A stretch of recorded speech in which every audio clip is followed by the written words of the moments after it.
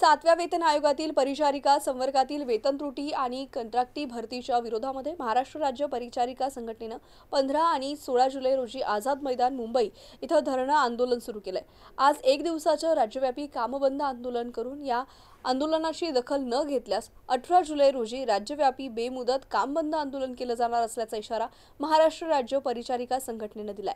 महाराष्ट्र राज्य परिचारिका संघटनेच्या वतीनं आज सकाळी घाटी रुग्णालयामध्ये परिसरात आंदोलन करण्यात आलं।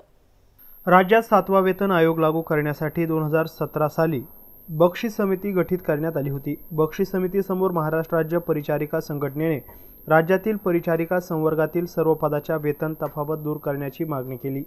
बक्षीस समितीने खंड 2 प्रसिद्ध केल्यावर त्यात अधिपरिचारिका, परिसेविका, पाठ्यनिर्देशिका आणि सार्वजनिक आरोग्य विभागातील बालरोग परिचारिका या पदावरील अन्याय दूर झाला नाही या प्रकरणी न्यायालयात दाद मागण्यात आली होती। विविध संघटनांच्या न्यायालयीन प्रकरणांमुळे पुन्हा मुकेश खुल्लर यांची समिती गठीत करण्यात आली। या समितीने देखील परिचारिकांची घोर निराशा केली। तसेच वैद्यकीय शिक्षण विभागाने 6 जून रोजी परिचारिकांच्या कंत्राटी भरतीचा शासन निर्णय निर्गमित करण्यात आला। यास राज्यभरातून कडाडून विरोध करण्यात आला आणि शासन निर्णय रद्द करण्यात आला।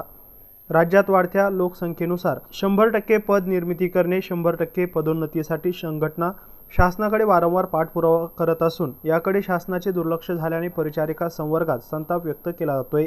यासाठी 15 आणि 16 जुलैपासून धरणे, 17 जुलै एक दिवस बेमुदत काम बंद आंदोलन, 18 जुलैपासून बेमुदत काम बंद आंदोलन केले जाणार असल्याचा इशारा यावेळी देण्यात आलाय।